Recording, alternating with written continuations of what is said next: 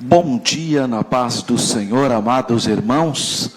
Graças a Deus, hoje, dia 16 de fevereiro, e nós vamos estudar a aula de número 7, as naturezas humanas e divinas do Senhor Jesus. Graças a Deus. Então, está aí já no painel a lição de número 7, que continua explorando a cristologia.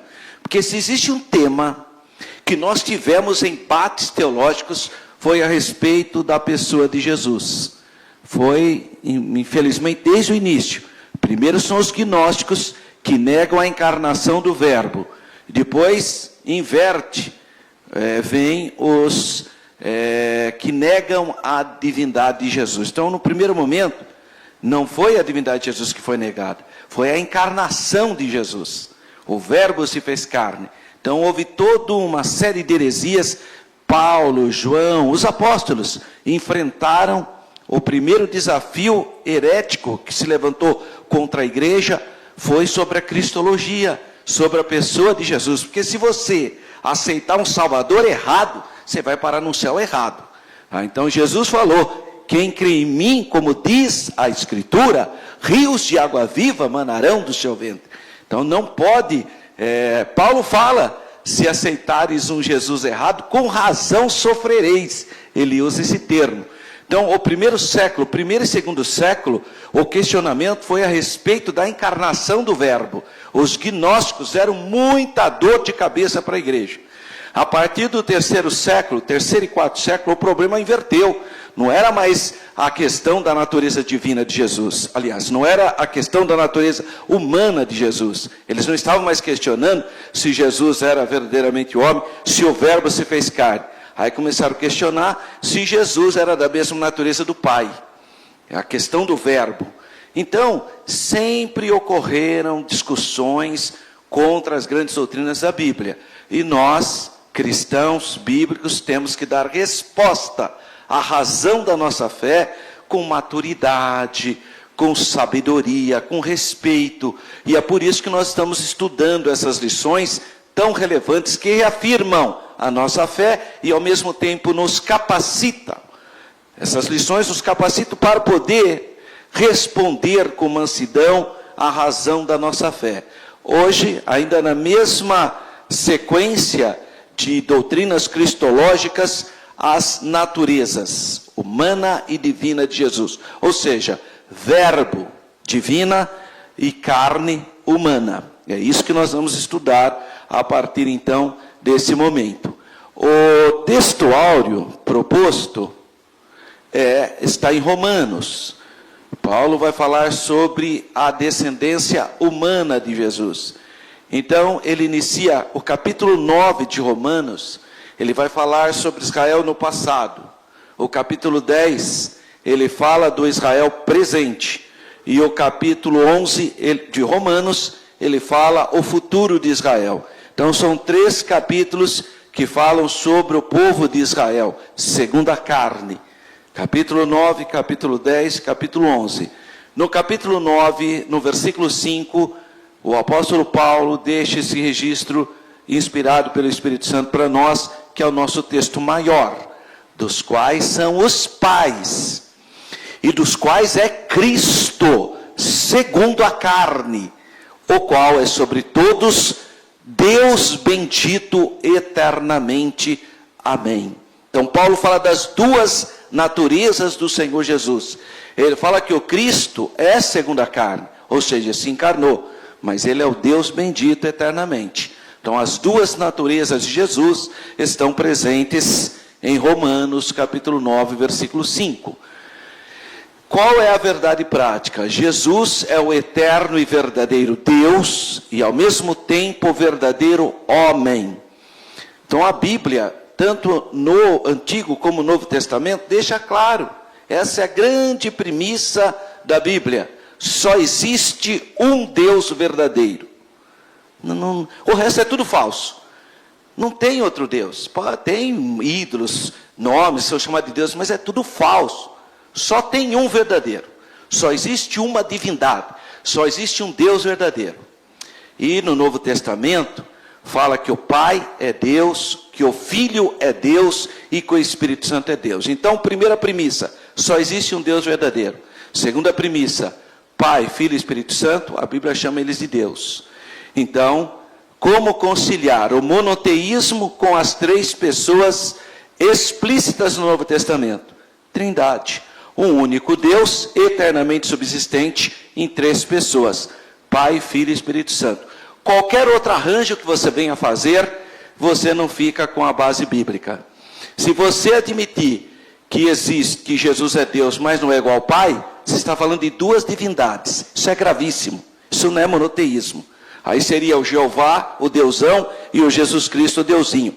Então Jesus seria um Deus falso, porque não existe outro Deus além do Deus verdadeiro. Então não funciona, isso chama-se unitarismo.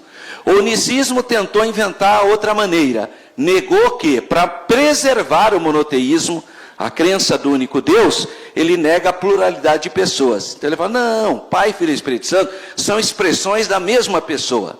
E aí você criou um monstro, né? Ou então uma grande farsa, ou um grande teatro. Porque Jesus fala com ele mesmo. Veja que absurdo, para que isso? Ficar pedindo opinião para o Pai, falando Pai, mas é ele mesmo. Olha que absurdo. Então você cairia no unicismo.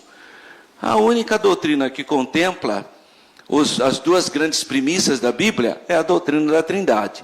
Ah, mas não entra na minha cabeça. Tem um monte de coisa que não entra na sua cabeça. A Bíblia se crê pela fé e não pelo que a sua mente maculada pelo pecado percebe. Porque você nunca vai entender todas as coisas. Como é que você vai entender pão cair do céu? Você acha que é normal isso? Cair pão do céu?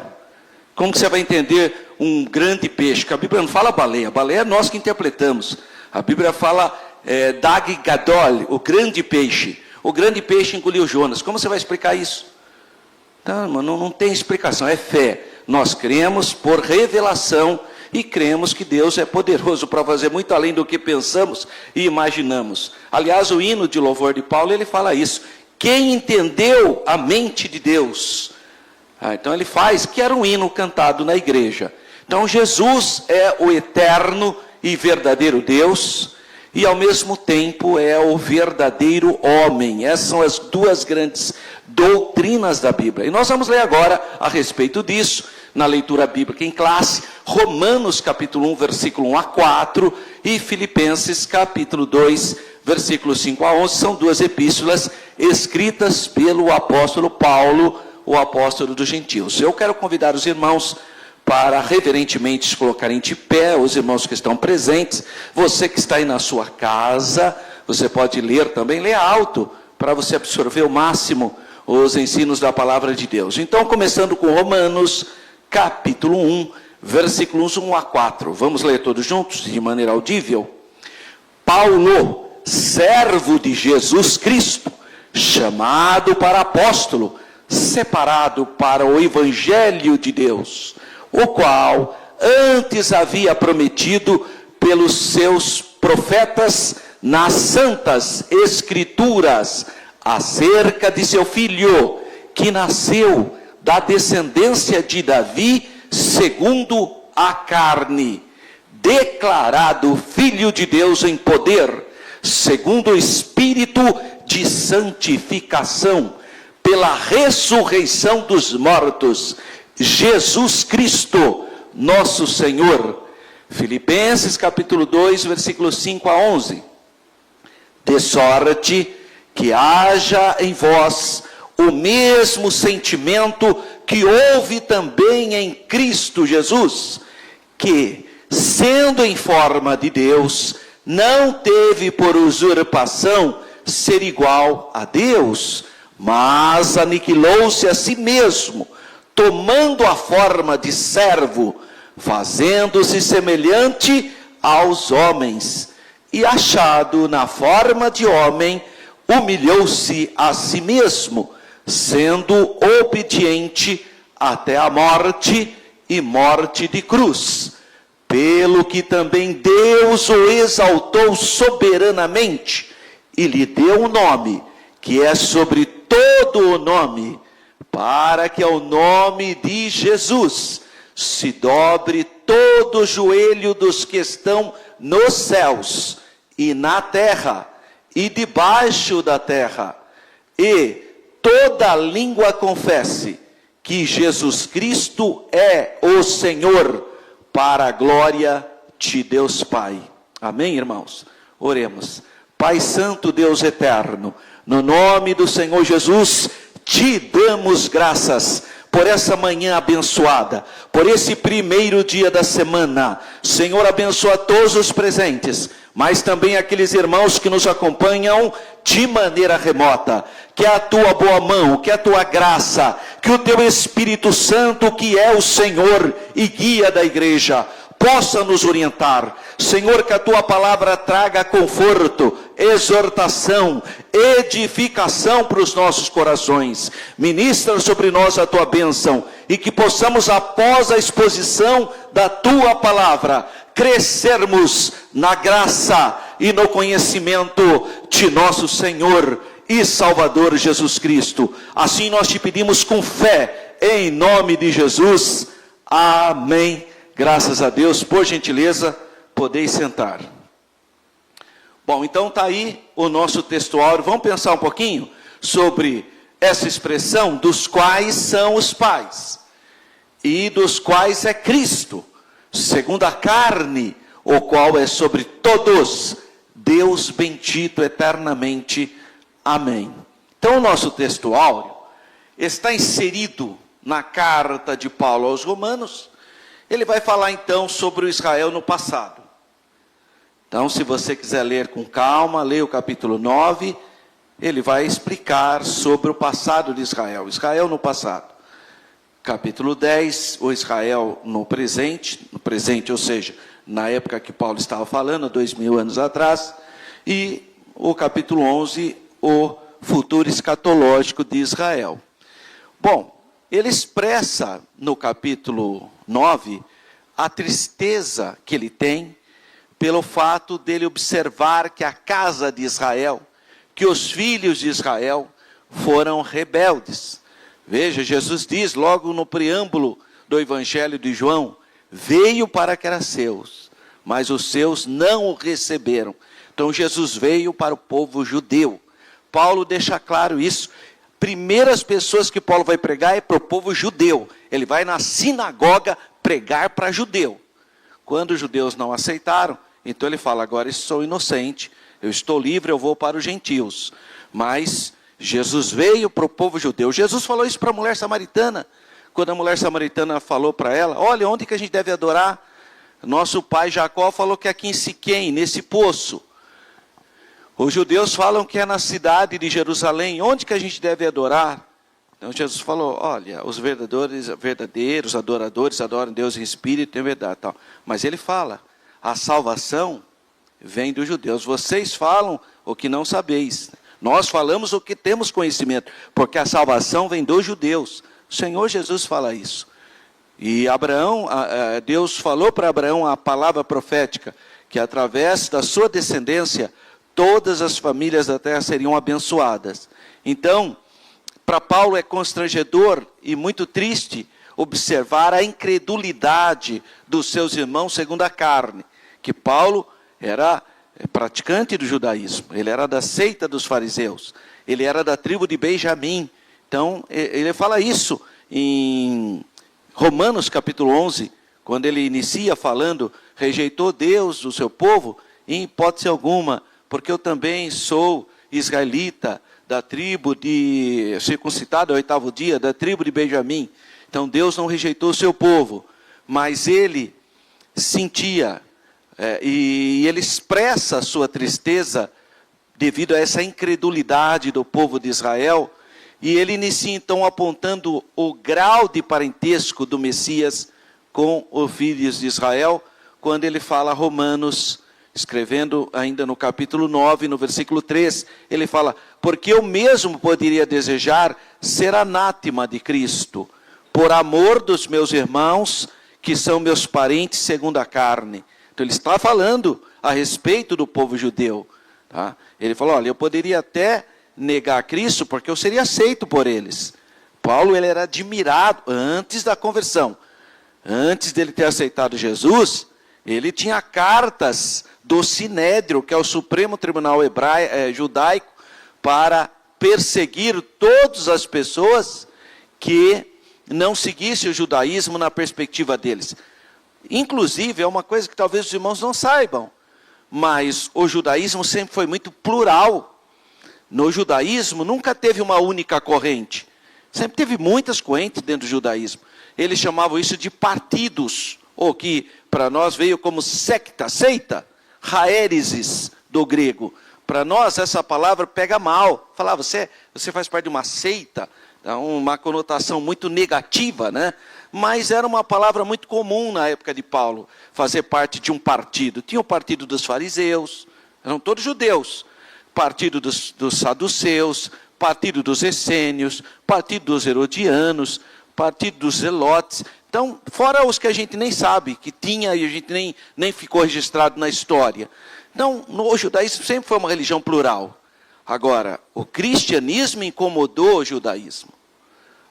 O chamado, no momento primitivo, você tem 2 nomes para os seguidores de Jesus. E depois aparece o terceiro que colou, né? O primeiro era seita dos nazarenos, né? Falava partido dos nazarenos, porque vem de Jesus de Nazaré. E a palavra Natzerim, até hoje, significa cristãos na língua hebraica. Na língua hebraica não é a palavra cristão, é grega.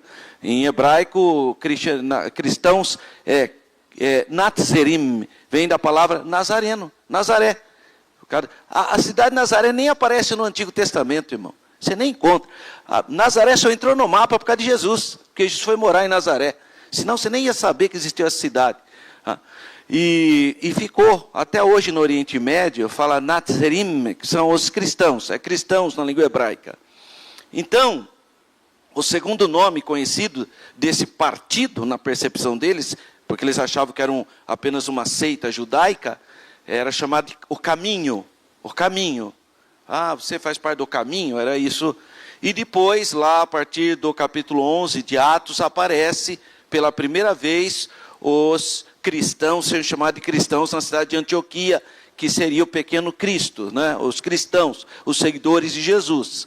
Então, Paulo, ele tinha esse carinho pelo povo judeu, ele queria levar o evangelho para os judeus. Mas os judeus não estavam abertos para isso, eles tinham outras concepções, embora muitos tivessem aceitado sim o evangelho. No versículo 4 ainda de Romanos, capítulo 9, ele declara a importância do povo de Israel, que inclusive vai ser um texto áureo também. Então nós vamos estudar sobre esse assunto, que é o versículo 4, que são israelitas, dos quais é a adoção de filhos, e a glória, e as alianças, e a lei, e o culto, e as promessas. Então Paulo reconhece que o judaísmo era uma religião revelada por Deus. Ele afirma lá, dos quais é a adoção de filhos, e a glória, e as alianças, e a lei, e o culto, e as promessas. Paulo chega a afirmar que eles são zelosos, né, pela lei, mas não tem entendimento para compreender, porque a religião faz isso da gente. Tem pessoas que seguem à risca os preceitos religiosos, mas não conseguiram entender o que vai além disso, que é o amor, a misericórdia e a justiça. Então cumpre tudo aquilo e acha que resolveu o problema. O cristianismo não é isso. O cristianismo tem essência. Você precisa entender o que, porque senão você cai no rito religioso de novo. Faz aquilo automaticamente. Isso aí contenta a mente, né? Porque tem gente que acha que porque faz meia dúzia de regras, a sua consciência está bem. Você, pelo menos já cumpriu minha obrigação. Tem gente assim, irmão. Vem na escola dominical e acha que não deve ir no culto à noite, porque acha que já cumpriu a obrigação. Eu espero que ninguém pense assim, que está aqui de manhã hoje, ou esteja me ouvindo aí de maneira remota. Porque senão Deus está falando com você sim. Tá? Porque você está seguindo um rito. Então a sua mente, falando, eu já fui na escola bíblica dominical, já resolvi o meu problema. Você não entenderão nada do que é adorar a Deus. É ter prazer na casa de Deus. Ou seja, a palavra profética diz, alegrei-me quando me disseram, vamos à casa do Senhor. O privilégio que o ser humano tem de entrar na casa de Deus para adorar Deus na beleza da sua santidade. Então tem algo que vai além, não é cumprir o pastor Nestor já me viu lá, então está resolvido o problema. É uma fraqueza mental, espiritual assustadora. Então Paulo está falando que a nossa fé transcende a esses ritos, embora reconheçam que são elementos da revelação de Deus. E aí então ele faz a declaração do verdadeiro mistério da piedade. O que é o mistério da piedade? Tem igreja, irmão, que nem sabe o que é isso. Eu já falei para vocês, um irmão que estava pregando, e ele falou sobre o mistério da piedade, começou a falar, só que coitado, ao invés de ele falar mistério da piedade, ele falou ministério da piedade. Porque tem uma igreja evangélica que tem um tal de ministério da piedade, onde as pessoas fazem assistência social.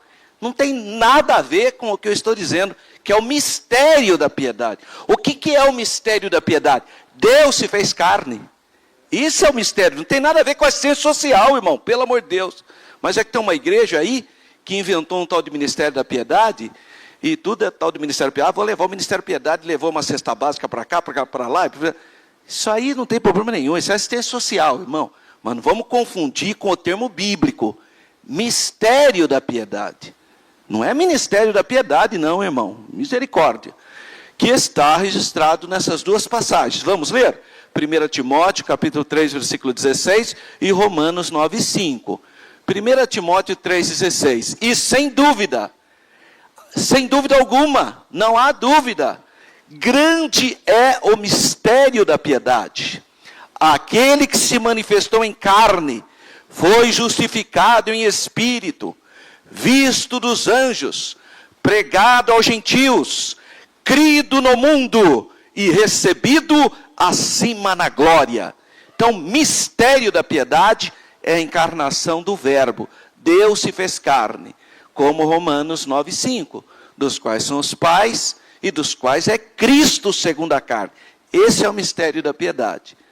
Como Deus, é um mistério isso, como que Deus nos ama, ao ponto de, o único da sua espécie, o único que tem o DNA dele, Deus de Deus se fez carne, segundo a carne, o qual é sobre todos Deus bendito eternamente. Amém.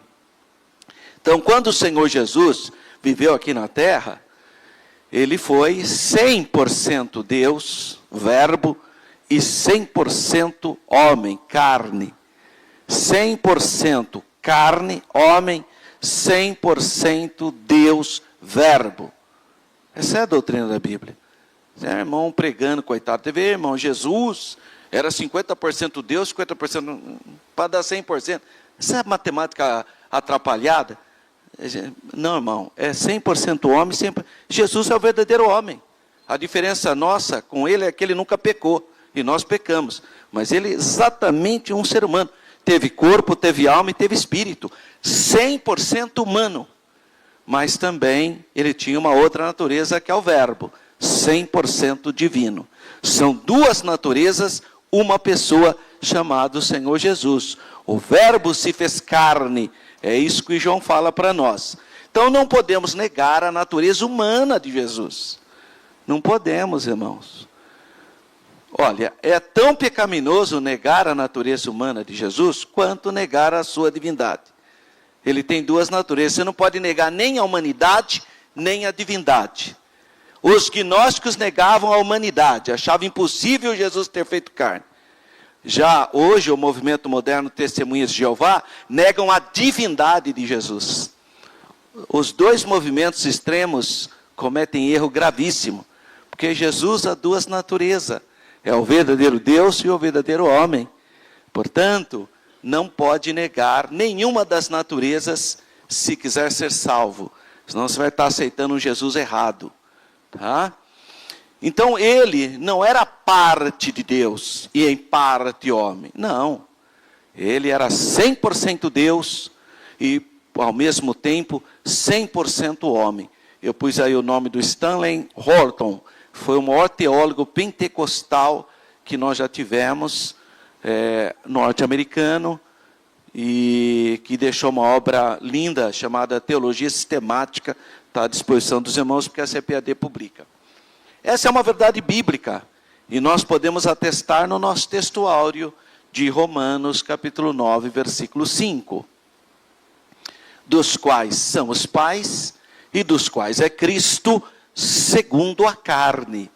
Então, Jesus Cristo é descendente, ou descende fisicamente dos patriarcas hebreus, de Abraão, de Isaac, de Jacó, conforme é retirado em muitas referências do Novo Testamento. Isso não há dúvida. Todo mundo sabe que Jesus era judeu. Maria era judia. Então, Jesus é judeu. Ele é da linguagem davídica, descendente de Davi, e foi a maior de todas as bênçãos divinas dadas a Israel. Na pessoa, então, do Senhor Jesus, centralizam todas as promessas e pactos, pois a parte dele não há sentido nenhum às coisas. Só há sentido todos aqueles rituais se você entender que aquilo aponta para Cristo, o Redentor, o Salvador da humanidade. Caso contrário, é que não passa de um monte de cerimônias.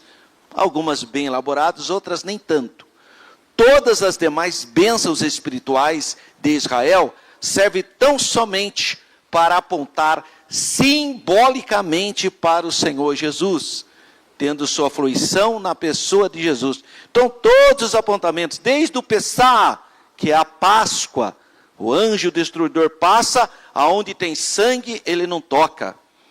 Todas essas ideias de se sacrificar um cordeiro e se proteger pelo sangue do cordeiro, está apontando para o sacrifício de Jesus.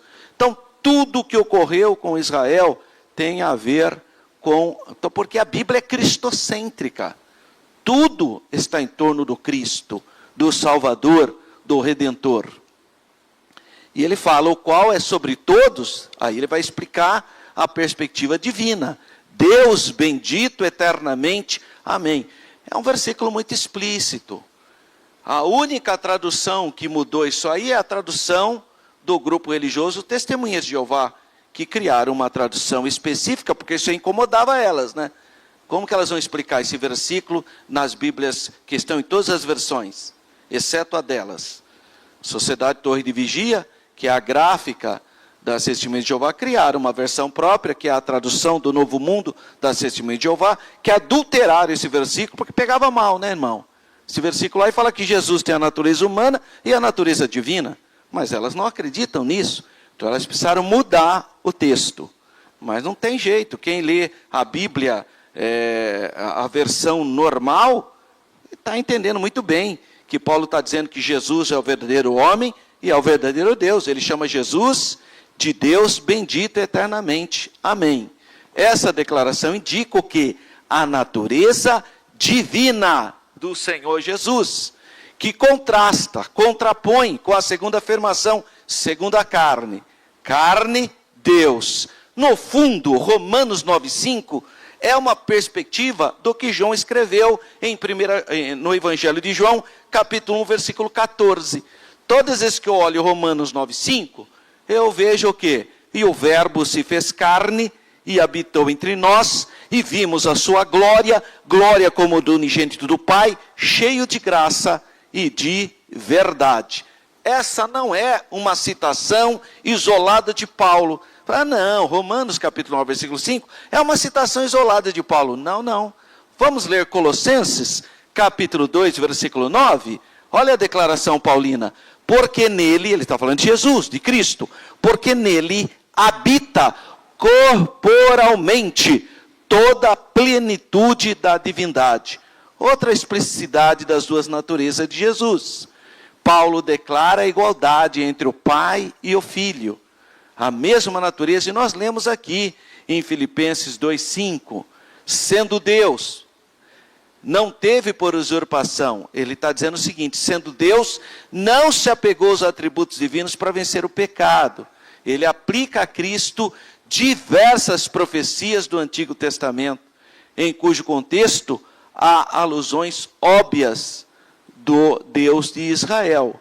Então, o Senhor Jesus é uma pessoa que possui duas naturezas, o verbo Deus e o homem, que é corpo, alma e espírito, né? E o verbo Deus se fez carne, homem. Então, Jesus Cristo é o verdadeiro Deus e o verdadeiro homem. Uma pessoa, duas naturezas. Isso é o que a Bíblia nos revela. Então, o que nós estudaríamos nessa lição?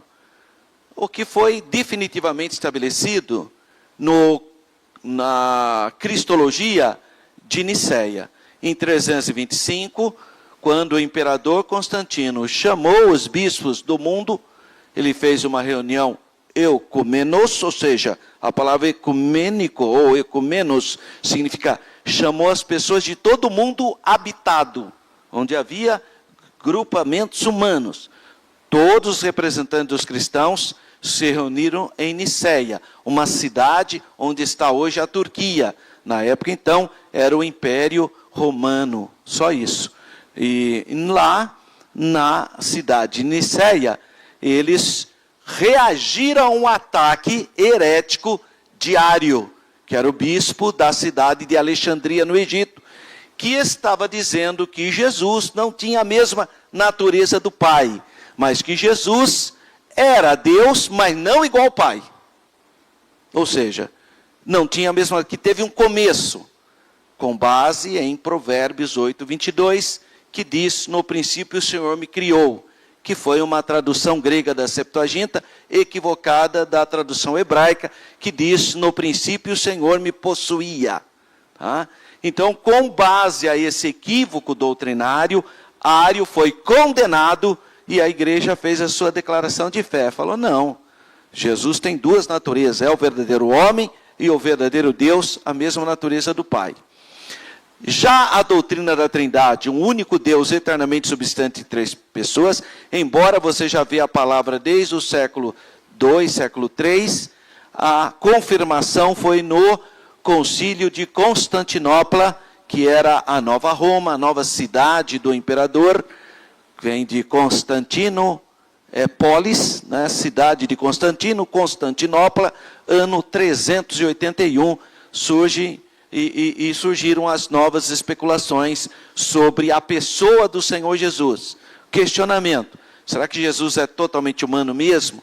Ou será que ele é divino? E aí vão surgir dois extremos. Um grupo que vai achar que Jesus é só humano e outro grupo que vai achar que Jesus é só divino.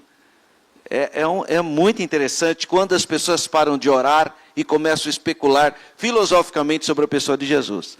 Quando a igreja não ora mais e fica só discutindo filosofia, é uma tragédia.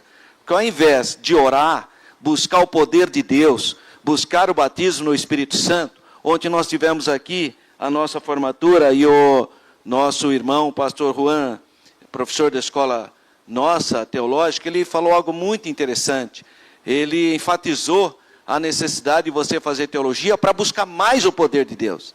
E não fazer teologia apenas para você ver, eu tenho teologia, eu tenho conhecimento. Não, mas fazer o curso para buscar mais. Quem não é batizado com o Espírito Santo, buscar o revestimento de poder. Porque sem poder sobrenatural de Deus, você não é nada. Por mais conhecimento que você tenha, pode conhecer o grego, pode conhecer o hebraico, pode conhecer história, pode fazer o que você quiser. O que o ser humano precisa é de poder. Poder do Espírito Santo de Deus. É isso que a igreja precisa. E como a gente consegue isso? Com consagração, com vida santa, com oração, com jejum, com estudo da palavra de Deus. Não é com filosofia. E esses indivíduos deram muita ênfase a elementos filosóficos. E aí teve um problema. Mas será que Jesus tinha alma? Aí veio um tal de Apolinário, que nós vamos ver na próxima aula, dizer que Jesus tinha só corpo e alma, mas o Espírito não era. Não, veja bem, acho que o Espírito é o próprio verbo. Aí começou a inventar coisa. Aí vem o que nós vamos ver ainda nessa aula, os monofisistas. Não, a natureza divina sobrepõe a humana. Jesus de fato nasceu como homem, mas o verbo absorveu a humanidade. Portanto, ele só tem uma natureza, ele é só Deus. Essas coisas começaram a aparecer, falta de oração, falta de leitura da Bíblia. A igreja é assim também hoje, irmão. Uma igreja que não ora, uma igreja que não se consagra, uma igreja que não estuda a palavra de Deus, não tem... Está um monte de igreja hoje que não tem escola bíblica dominical, que não tem culto de oração, que não tem culto de ensinamento. Essa igreja tende a se dividir, a se pulverizar, a criar confusão, a criar grupinhos dentro da igreja. É uma confusão. Falta o quê? Temor de Deus, que é o princípio da sabedoria. Como que o temor de Deus vai derramar na minha vida? Nós pedindo, orando, intercedendo, clamando para que Deus derrame o seu poder. Porque quando cai o fogo de Deus em nossos corações, Ele purifica de toda impureza. Aí cai tudo, teoria humana, filosofia, achismo, interesses pessoais, cai tudo, desfaz tudo, pelo poder do Espírito Santo. Mas infelizmente, a partir do século III, começaram então os grandes debates, e graças a Deus ainda que tenha gente lúcida, gente piedosa, que conseguiu deixar claro algumas definições teológicas. Essas controvérsias, então, deram origem ao concílio de Calcedônia, em 451, hoje é um bairro em Istambul, na Turquia, que é uma cidade muito próxima de Constantinopla. Então vamos olhar aí no mapa, só para você se localizar. Acho que não dá para a gente, acho que não pega, não adianta. Mas vamos tentar, estão vendo as 7 igrejas da Ásia, está escrito ali, tem uma ilha, a ilha de Creta, sobe, todo o mar, sobe. Então você vai ver um pequeno marzinho que entra ali, e ali está a Calcedônia, não sei se você consegue ver, perto do Mar Negro ali, lá em cima, Mar Negro. Então ali está a palavrinha Calcedônia. Então fica do lado onde está hoje Istambul, que antigamente chamava-se Constantinopla. Bem ali foi a reunião de todos os líderes e presidentes de igreja para discutir que, afinal de contas, qual era a postura universal da igreja? E a postura universal é que Jesus tem 2 naturezas, o verdadeiro Deus e o verdadeiro homem. Então a presente lição é sobre o patriarca de Constantinopla, que não chamava Nestor não, chamava Nestório, né? O patriarca de Constantinopla chamado Nestório, que foi mal compreendido por interesses políticos do patriarca de Alexandria, chamado Cirilo. Os dois brigaram e os dois foram condenados por heresia. O Nestório foi condenado porque, ao explicar o título que estava dando para Maria, se ela poderia ser chamada mãe de Deus, se Jesus é Deus, então ela pode ser chamada mãe de Deus. E o povo de Éfeso amava esse título, porque ele já vinha de uma tradição da grande Diana de Éfeso, que era a mãe deles. Então eles queriam dar o título para Maria de Theotokos, do grego Theos é Deus, e Tokos parir, mãe de Deus em português. E o Nestório falava, esse título não é apropriado. O título apropriado seria Christotokos, mãe de Cristo, não mãe de Deus, porque podia haver uma interpretação equivocada, embora ela fosse mãe de Deus mesmo, porque Jesus é Deus. A própria Isabel, ao saudar Maria, ela fala, mãe do meu Senhor. Então, tudo bem, mas ficou estranho dar esse título. Tanto é que o concílio de Éfeso, que deu o título de Theotokos para Maria, escreveu lá, dá-se o título para ela de Theotokos, então ficou assim, mãe de Deus, vírgula, segundo a humanidade. Olha o cuidado que eles tiveram, porque eles ficaram preocupados também em dar esse título para Maria, porque poderia soar mal. E soou. Por que você acha que tem um monte de gente hoje que adora mais Maria do que Cristo? Porque se ela é mãe de Jesus, se ela é mãe de Deus, então peça para a mãe que é mais rápido.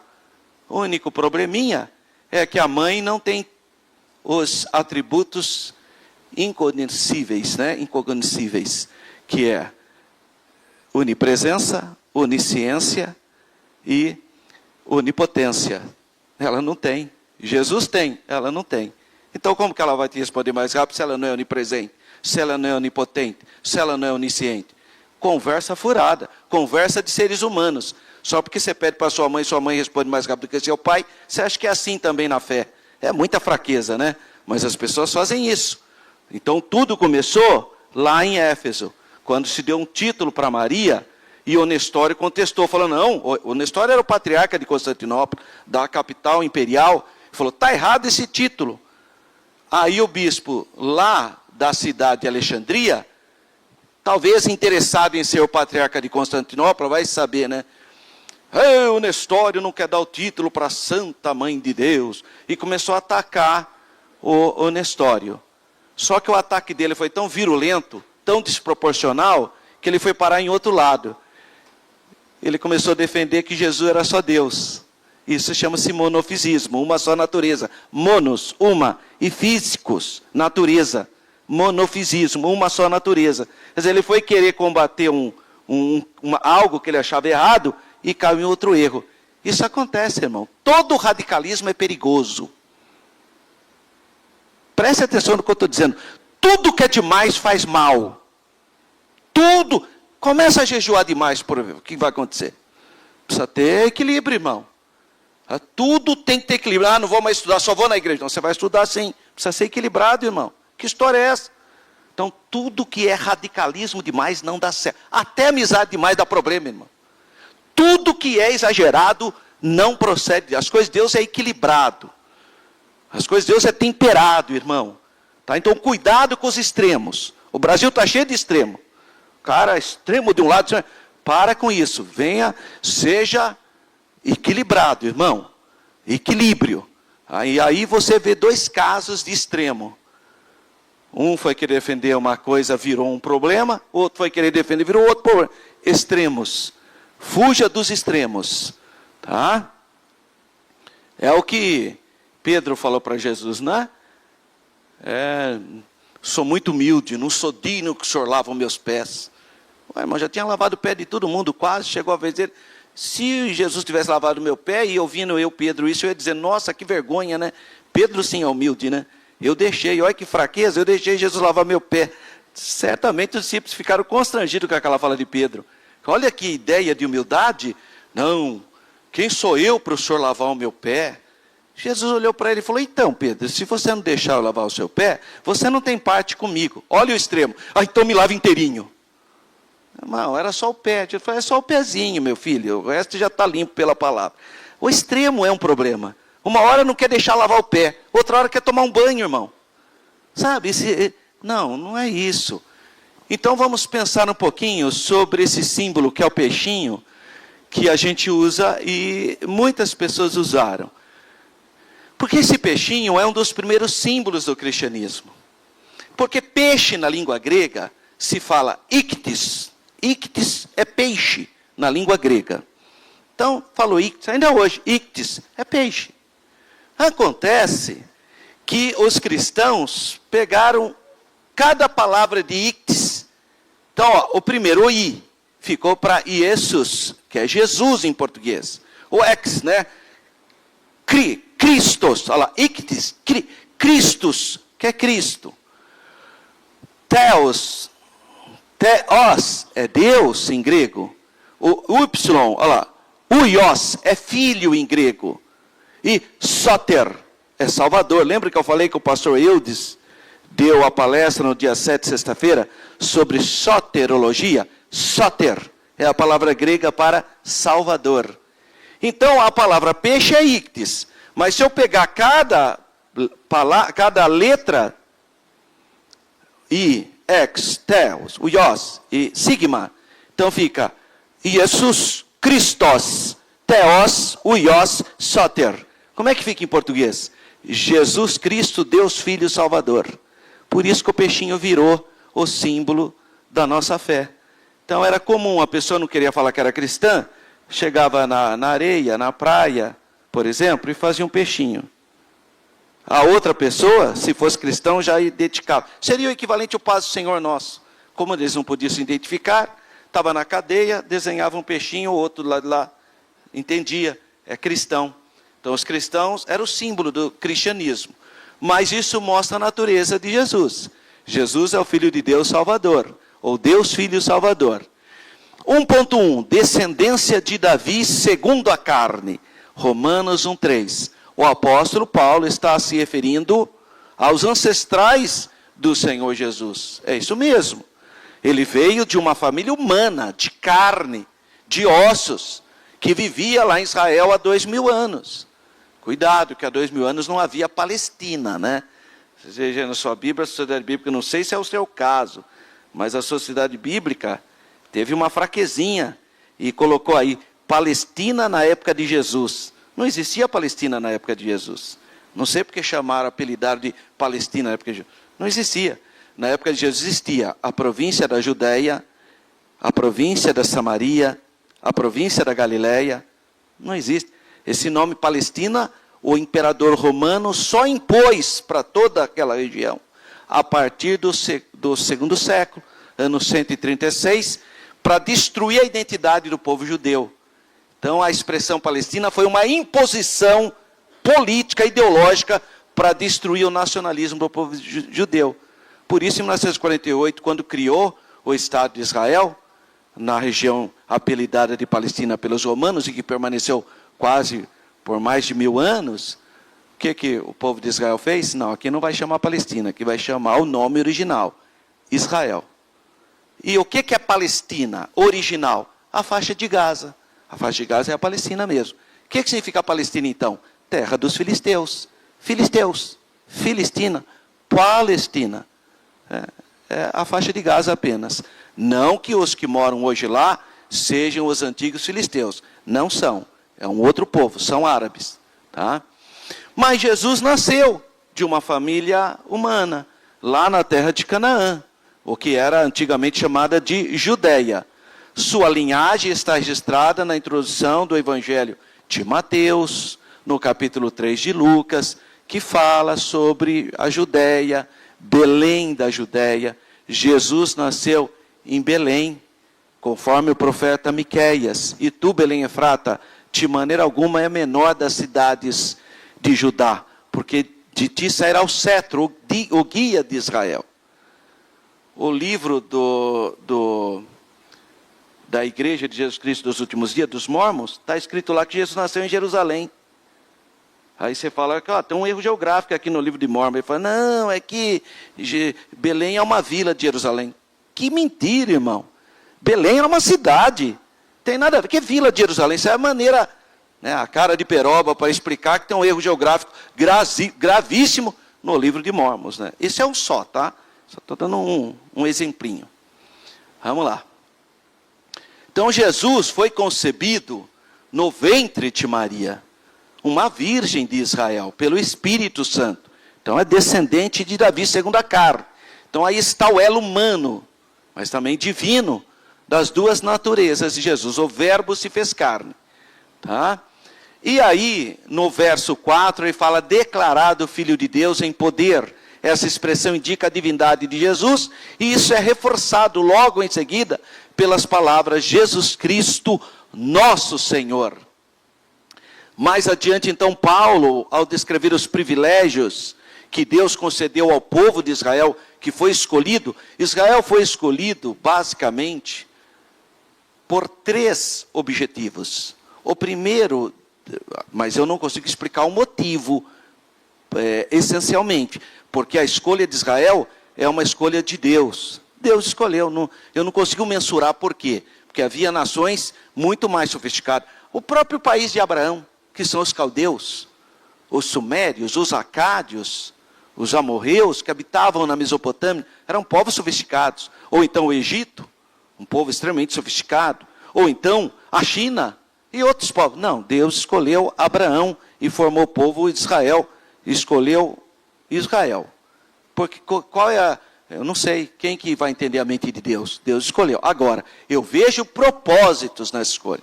O primeiro, explícito, Deus escolheu Israel para revelar à humanidade que só existe um Deus verdadeiro.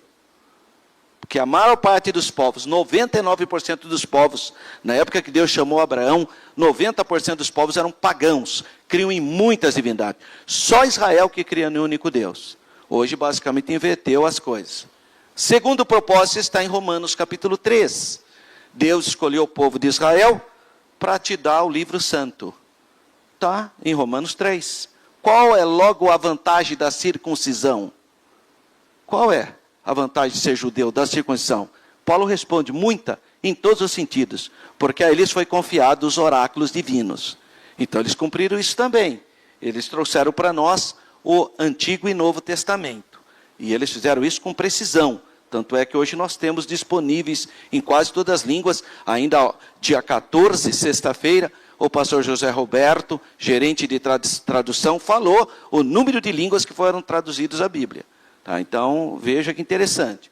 E o propósito mais importante de todos é isso, o Messias. O Messias viria descendente de Davi, Judá. O cetro não se arredará de Judá, é a palavra de Jacó, antes dele dormir, antes dele partir, ele fala isso, antes da dormição do corpo dele, né? Ele deixa essa palavra.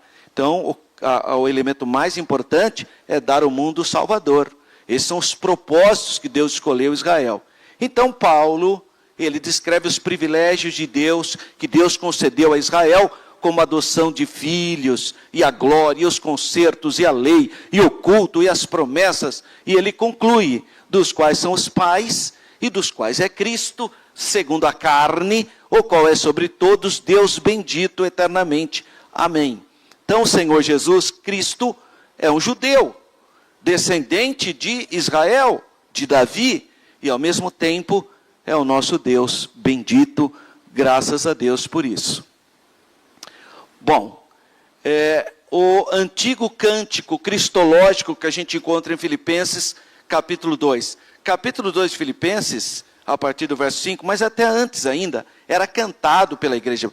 Existem muitas coisas no Novo Testamento que era cantado na hora do culto. Por exemplo, Evangelho de João, capítulo 1, que ele é um hino. No princípio era o verbo, e o verbo estava com Deus, e o verbo era... Isso é um hino. A igreja cantava isso. Outro hino, Filipenses 2. Irmãos, tenhais o mesmo sentimento que houve em Cristo. Vocês já perceberam que esses hinos da Bíblia são parecidos aos hinos que nós cantamos? Era um pecador. Observe que há uma familiaridade, como se ele estivesse contando o testemunho. Romanos capítulo 11, lá no final, é outro hino. Ó Deus, quem entendeu a mente do Senhor? É outro hino. Então existem muitos hinos que os cristãos primitivos cantavam. É esse caso. O texto está dizendo que embora Jesus fosse Deus, ele não usou das prerrogativas divinas durante o seu ministério terreno. E mesmo que fizesse isso, mesmo se Jesus usasse, não seria considerado nenhum tipo de usurpação, porque ele era Deus, era a natureza dele. Como que Jesus venceu o pecado e venceu o diabo? Como homem. Mas se ele usasse os atributos divinos, não seria nenhum problema, porque ele é Deus.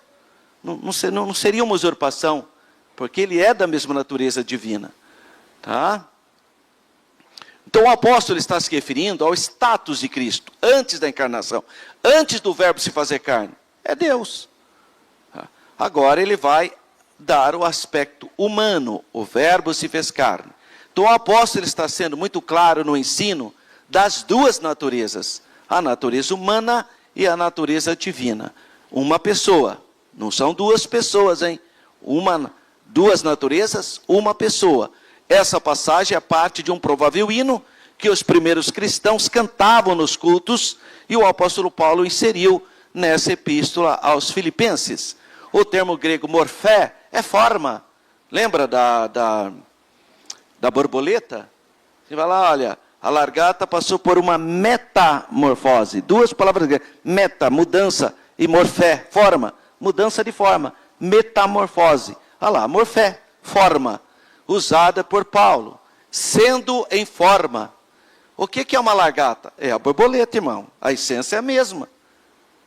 Mas ela mudou de forma. Mudou de forma, mas é a mesma essência. Sabe aquela lagartinha? Ela vai virar uma borboleta, mas se você pegar, é a lagarta, a mesma coisa. Não pensa que, agora é outro animal. Não é. É o mesmo DNA. Ela só mudou de forma, mas é a mesma natureza. Tá? Então, nós estamos falando de forma, ou seja, imutabilidade. Portanto, ele jamais deixou de ser Deus, mesmo se fazendo homem. Agora, as heresias que surgiram contra o ensino bíblico das duas naturezas.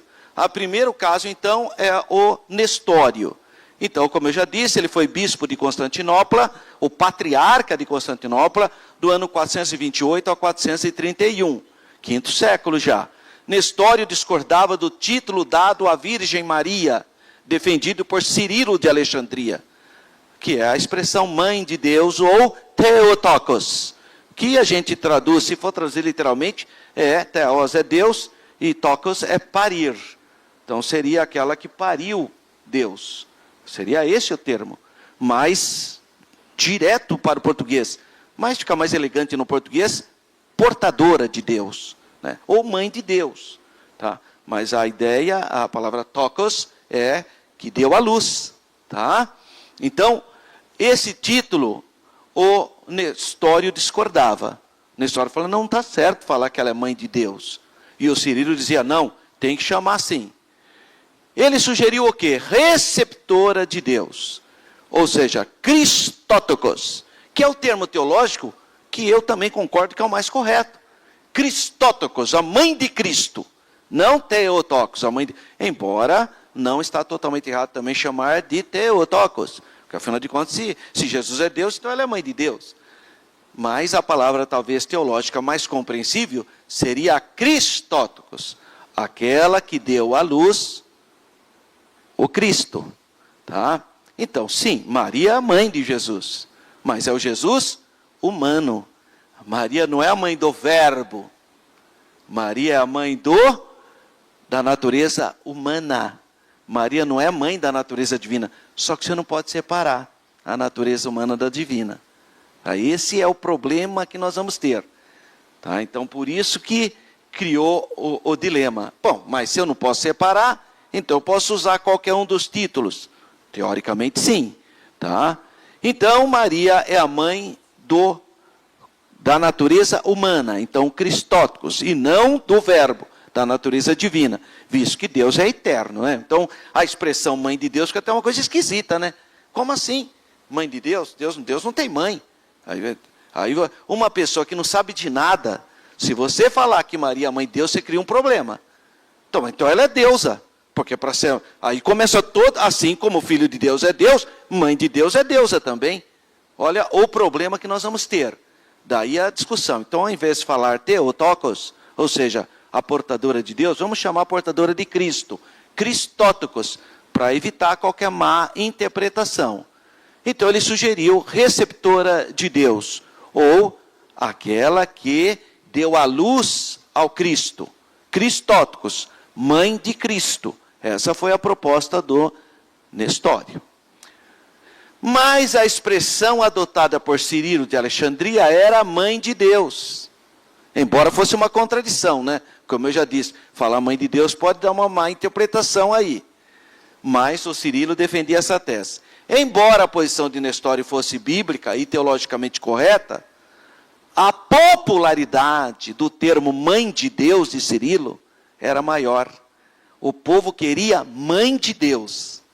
O povão falou, não, mas mãe de Deus. Porque eles já vinham de uma tradição de uma mãe, de uma deusa mãe. No Egito, Ísis era mãe. Na cidade de Éfeso, Diana. Então sempre teve uma mãe. A mãe terra, a Gea. Então, eles tinham culturalmente eles estavam preparados mais para o termo Theotokos, mãe de Deus, do que o termo Christotokos. E aí o Nestório perdeu, até porque deram uma rasteira no Nestório. Por quê? Porque foram para o concílio, sendo que o Nestório nem tinha chegado. Quando o Nestório chegou, o Cirilo já tinha terminado o concílio e declarado mãe de Deus e acabou. Não deu nem tempo do Nestório, né, explicar. A preocupação do Nestório foi com a mariolatria. Porque se você chama Maria de mãe de Deus, pode haver um equívoco e as pessoas começarem a fazer o culto à Virgem Maria. Foi o que aconteceu. Não é isso que aconteceu? Porque você acha que hoje multidões de católicos fazem culto à Virgem Maria? Eles falam que isso aí não é culto. Eles falam que é devoção. Eles chamam isso de hiperdulia. Eles usam o termo hiperdulia, que seria, não é latria. Latria é só Deus, adoração mesmo. Então, você acha que o povo simples sabe o que é isso, irmão? Imagina, eles estão adorando Maria. Por mais que, eu acho que o único que consegue entender isso são as figuras mais proeminentes, os grandes teólogos que entendem essas três divisões, ou essa adoração piramidal do catolicismo, que é dulia, a devoção aos santos e aos anjos. Isso é chamado no catolicismo de dulia. A devoção à Virgem Maria, hiperdulia. E ao Pai, ao Filho e ao Espírito Santo, latria. Essa é, então, o culto, a devoção piramidal do catolicismo. A Bíblia não fala nada disso. A Bíblia fala que só Deus merece toda a honra, toda a glória, e acabou. Tá? Isso é uma invencionice, né? Então, a preocupação, na verdade, do Ário, olha, aliás, do Cirilo, o Cirilo é de Alexandria. Ele tinha um problema, é que é em Alexandria que surgiu o Ário. Ário negava a divindade de Jesus. Então, para ele esmagar a doutrina de Ário, ele resolveu dar o título para Maria de Mãe de Deus. Porque Jesus é Deus, sim, viu? Jesus é Deus, Jesus é Deus. E o pessoal do Ário falava que Jesus não era Deus, igual o Pai. Então, para ele combater uma heresia, ele caiu em outra. Olha o problema. Por isso que a gente precisa ter muito conhecimento, muita segurança, porque dependendo da declaração que a pessoa faz, ela cai numa outra heresia. O rapaz lá que falou para mim que era para orar para Maria porque era mais rápido. Eu falei, bom, se ela é mais rápida, então ela é onipresente? Ele falou, é sim. Eu falei, então ela é deusa? Não. Mas como que? Está vendo? Dependendo da linha que você for seguir, você cai em outra heresia. Você entra em outro problema. Tá? E o nestorianismo? O que aconteceu com o Nestório? O Nestório, ele defendia a fórmula dos pais nicenos. Ou seja, a doutrina lá que Jesus tem duas naturezas. A divindade e a humanidade. Conforme o credo niceno constantinolipano de 381 declarou. Agora, na história, passaram a dizer, e isso não se sabe se é real ou não, tá? Porque você sabe que a história é feita pelos vencedores. Entenderam? A história é feita pelos vencedores. Então, quem venceu contra a sua versão. Como foi o Cirilo que venceu, ele contou a versão dele. Segundo ele, o Nestório ensinava, com essa história de Cristótocos, que Maria é a mãe do Cristo, ele dizia que, e o Nestório ficou condenado nessa perspectiva, que ele estava falando que se tratava de duas pessoas, não duas naturezas, que a pessoa humana e a pessoa divina. Não, em Jesus não tem duas pessoas.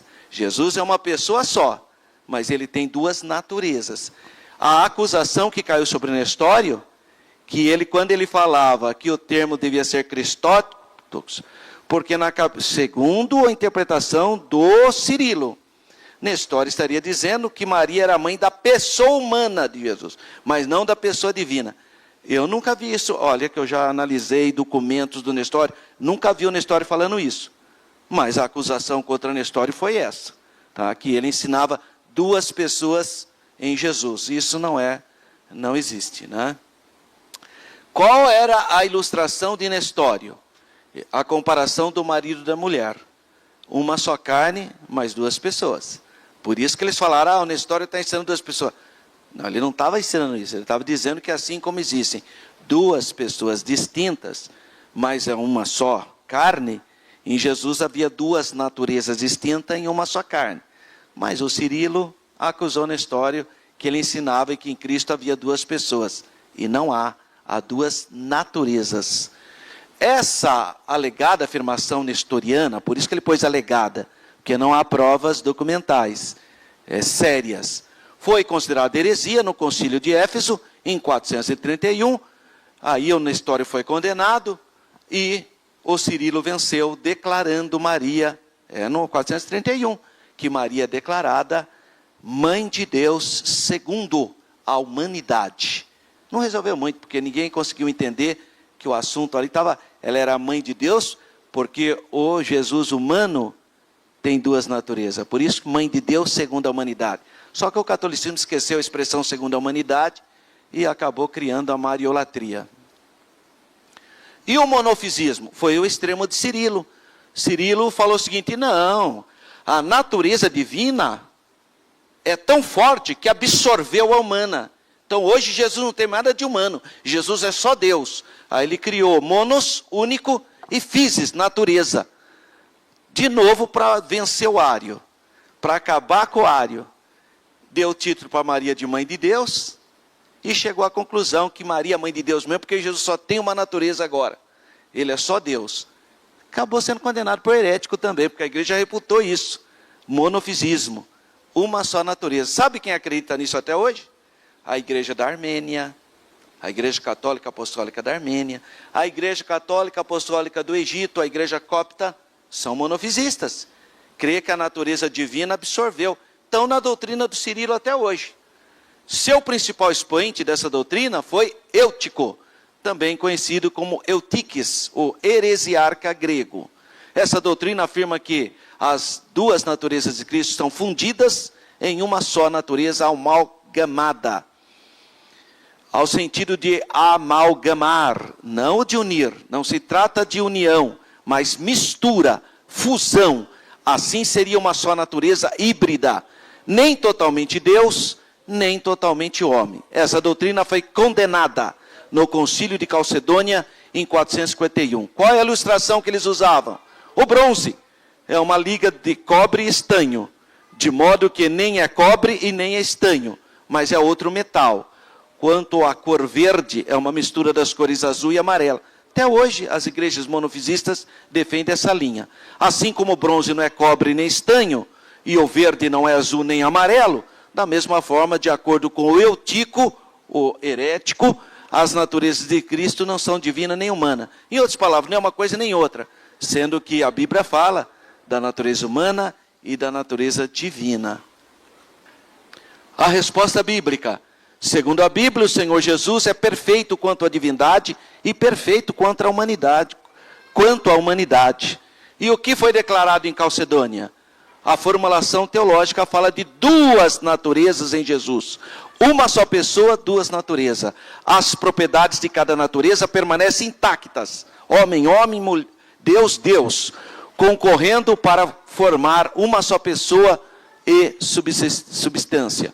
Não dividido ou separado em duas pessoas, mas um só, é o mesmo Filho unigênito, Deus Verbo, Jesus Cristo Senhor. A encarnação do Verbo não é uma conversão ou transmutação de Deus em homem e nem de homem em Deus. Não é isso. Tá? A distinção é precisa entre natureza e pessoa, diz o documento então de Calcedônia. A união dessas duas naturezas é permanente como resultado da encarnação. O documento é uma interpretação precisa da Bíblia, conforme Isaías 9:5, Emanuel, Deus se fez carne. Ou João 10, 30, 37. Eu e o Pai somos uma só natureza. E o perigo dessas heresias hoje? Monofisismo. O monofisismo eu nem preciso falar muito, porque isso aqui não está muito presente em nosso meio. Não temos o problema do monofisismo, então eu nem vou falar.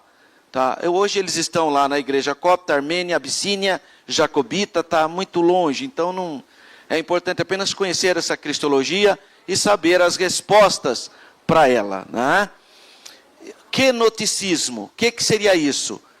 O quenoticismo acha que Jesus se esvaziou e, portanto, Jesus não era mais Deus quando esvaziou. Jesus continuava sendo Deus. Olha, o erro do...